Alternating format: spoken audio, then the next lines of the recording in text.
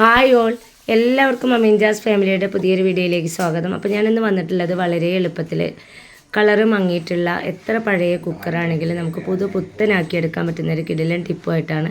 അപ്പോൾ എന്നും പറയുന്ന പോലെ വീഡിയോ എല്ലാവരും ഫുള്ളായിട്ട് കാണുന്ന സമയത്ത് യൂസ്ഫുള്ളായിട്ട് തോന്നുകയാണെങ്കിൽ ലൈക്കും ഷെയറും കമൻറ്റും സബൊക്കെ തന്ന് സപ്പോർട്ട് ചെയ്യാൻ മറക്കരുത്. ഞാൻ ഒട്ടും സമയം കളയാതെ നേരെ നമുക്ക് വീഡിയോയിലോട്ട് പോകാം. അതിനായിട്ട് ഞാൻ ഈ ഒരു കുക്കറാണ് എടുത്തിട്ടുള്ളത്. ഈ കുക്കറിൻ്റെ ഉൾവശം നിങ്ങൾക്ക് കാണുന്നുണ്ടാവും, നല്ല പോലെ കറ പിടിച്ചിട്ടുണ്ട്. സ്ഥിരമായിട്ട് നമ്മൾ യൂസ് ചെയ്യുന്ന ഒരു കുക്കറാണിത്. അതുകൊണ്ട് തന്നെ ഇതിൻ്റെ ഉള്ളിലൊക്കെ നല്ല പോലെ കറയുണ്ട്. ഇതാണ് ഞാൻ ക്ലീൻ ചെയ്ത് കാണിക്കാൻ പോകുന്നത് കേട്ടോ. അതിനായിട്ട് ഞാൻ ആദ്യം തന്നെ ഇതിലേക്ക് 1 ടേബിൾ സ്പൂണോളം അപ്പക്കാരമാണ് ചേർത്ത് കൊടുത്തിട്ടുള്ളത്. ഞാനിതിലേക്ക് 1 ടേബിൾ സ്പൂൺ പൊടിയുപ്പ് കൂടി ചേർത്ത് കൊടുത്തിട്ടുണ്ട്. ആ ഒരു വീഡിയോ എൻ്റെ കയ്യിൽ നിന്ന് മിസ്സായി പോയതാണ് കേട്ടോ. അപ്പോൾ നിങ്ങളുടെ കയ്യിൽ കല്ലുപ്പുണ്ടെങ്കിൽ അത് ചേർത്ത് കൊടുക്കുക, അതായിരിക്കും ഒന്നുകൂടെ നല്ലത്. പിന്നെ നമുക്ക് ക്ലീൻ ചെയ്യാനായിട്ട് ആവശ്യമുള്ളത് നാരങ്ങയാണ്. അപ്പോൾ ഞാൻ എടുത്തിട്ടുള്ളത് ഫ്രഷ് ആയിട്ടുള്ള നാരങ്ങയാണ് കേട്ടോ. നിങ്ങളുടെ കയ്യിൽ വാടിപ്പോയതാണെങ്കിലും കുഴപ്പമൊന്നുമില്ല, നാരങ്ങ ഏതായാലും കുഴപ്പമില്ല. അപ്പോൾ ഞാനിത് കട്ട് ചെയ്തതിന് ശേഷം ഇത് ഒന്ന് ഇതുപോലെ പിഴിഞ്ഞെടുക്കുന്നുണ്ട്.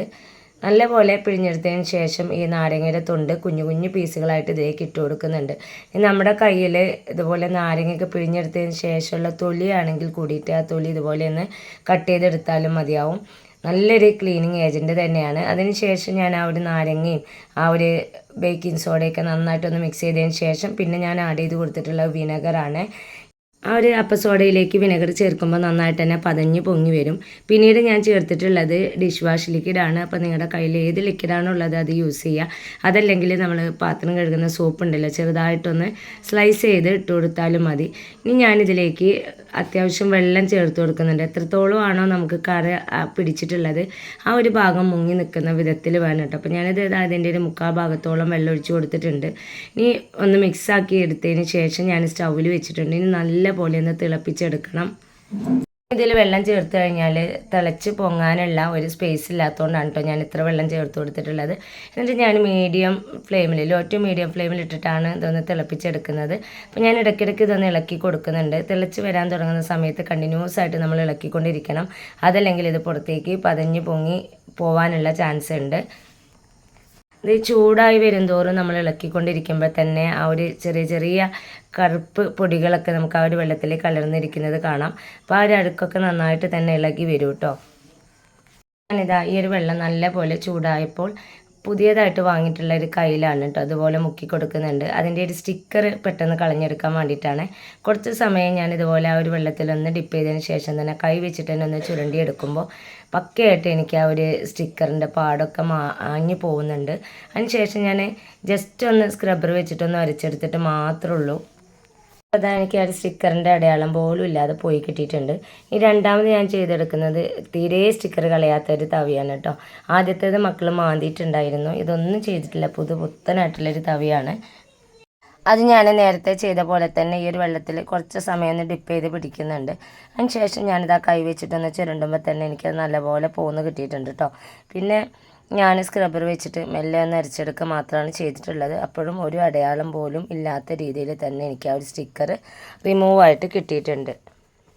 ഞാൻ ഈ ഒരു രീതിയിലാണ് എനിക്ക് കിട്ടിയിട്ടുള്ളത്. വീണ്ടും ഞാൻ സ്ക്രബ്ബർ വെച്ച് അടിച്ചപ്പോൾ നല്ല പോലെ എനിക്ക് ക്ലീനായിട്ട് കിട്ടിയിട്ടുണ്ട് കേട്ടോ. അപ്പോൾ ഈ ഒരു രീതിയിലും നമുക്ക് സ്റ്റിക്കറൊക്കെ കളഞ്ഞെടുക്കാൻ പറ്റും. അപ്പോൾ അത് നല്ല പോലെ തിളച്ച് പൊങ്ങി വരാൻ തുടങ്ങിയിട്ടുണ്ട്. ഞാൻ ലോ ഫ്ലെയിമിലേക്ക് ഒന്ന് മാറ്റിയതിന് ശേഷം 2-3 മിനിറ്റ് ഒന്നുകൂടി ഒന്ന് തിളപ്പിച്ചെടുത്തിട്ടുണ്ട്. അതിന് ശേഷം ഞാൻ ഫ്ലെയിം ഓഫ് ചെയ്തിട്ടുണ്ട് കേട്ടോ. ഫ്ലെയിം ഓഫ് ചെയ്ത ഉടനെ തന്നെ നമുക്കിതൊന്ന് അടച്ചു വെക്കണം. ഞാനിത് അതുപോലെ വിസിലൊന്ന് പൊക്കി വെച്ചതിന് ശേഷം ലിഡ് ടൈറ്റ് ചെയ്തെടുത്തിട്ടുണ്ട്. ഇനി ഒരു 10 മിനിറ്റ് ഇതൊന്ന് ഇവിടെ നിൽക്കട്ടെ. 10 മിനിറ്റ് കഴിഞ്ഞിട്ട് നമുക്കിതൊന്ന് ഓപ്പൺ ചെയ്തെടുക്കാം. അപ്പോൾ ഇതാ 10 മിനിറ്റ് കഴിഞ്ഞിട്ടുണ്ട്. ഞാൻ സിങ്കിലേക്ക് ഇതുപോലെ ഒരു തട്ട് ഇറക്കി വെച്ച് കൊടുത്തിട്ടുണ്ട്. ഇനി കുക്കർ ഓപ്പൺ ചെയ്ത് കൊടുക്കാം. അപ്പോഴേക്കും അതിൻ്റെ വിസിലൊക്കെ പോയിട്ടുണ്ട് കേട്ടോ. ഈ ഒരു വെള്ളം നല്ല ചൂടായിട്ട് തന്നെ ഉണ്ട്. ഈ ഒരൊറ്റ മിക്സ് വെച്ചിട്ട് തന്നെ നമുക്ക് കുക്കറിൻ്റെ മൂടി ആയാലും വാഷറായാലും അതുപോലെ തന്നെ വിസിലും പുറം ഭാഗത്തുള്ളതെല്ലാം നമുക്ക് ക്ലീൻ ചെയ്തെടുക്കാൻ പറ്റും. അപ്പോൾ ഞാനിതാ അത് ചൂടായതുകൊണ്ട് തന്നെ ഒരു സ്പൂൺ വെച്ചിട്ട് ആ ഒരു വാഷറൊന്ന് മാറ്റി കൊടുത്തിട്ടുണ്ട് കേട്ടോ.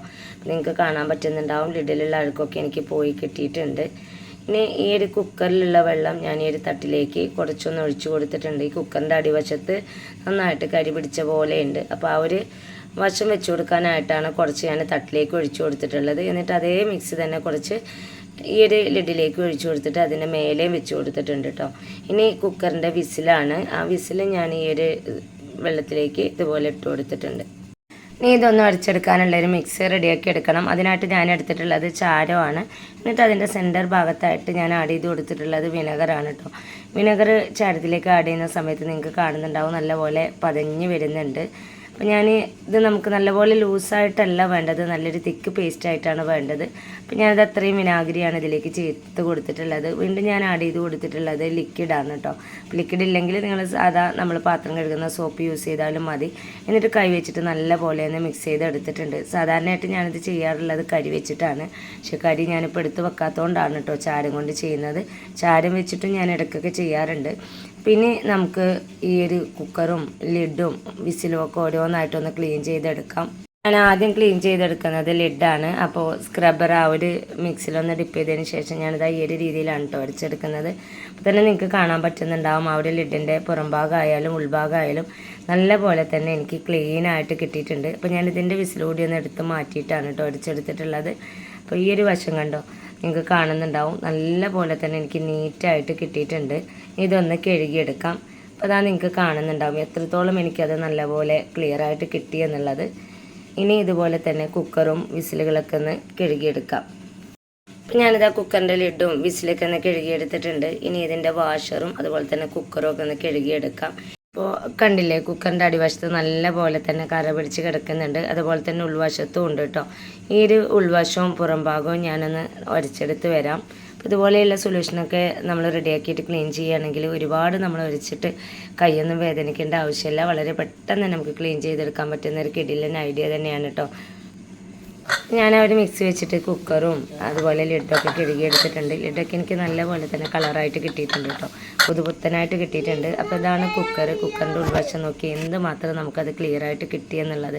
ഞാൻ ആദ്യം കാണിച്ച അതേ കുക്കറിൻ്റെ ഉൾവശം തന്നെയാണ് ആദ്യം കാണിച്ച ഒരു ലുക്കും ഇപ്പോഴത്തെ ഒരു ലുക്കും തമ്മിലുള്ള വ്യത്യാസം നിങ്ങൾക്ക് നന്നായിട്ട് അറിയുന്നുണ്ടാവും. അപ്പോൾ ഇതുവരെ ഈ ഒരു രീതിയിൽ ക്ലീൻ ചെയ്യാത്തവരുണ്ടെങ്കിൽ ഇതുപോലെ ഒന്ന് ക്ലീൻ ചെയ്ത് നോക്കുക. ഒത്തിരി സ്ട്രെസ് ചെയ്യാതെ കുറഞ്ഞ സമയം കൊണ്ട് തന്നെ നമുക്ക് നല്ല പോലെ കളറാക്കി എടുക്കാൻ പറ്റും.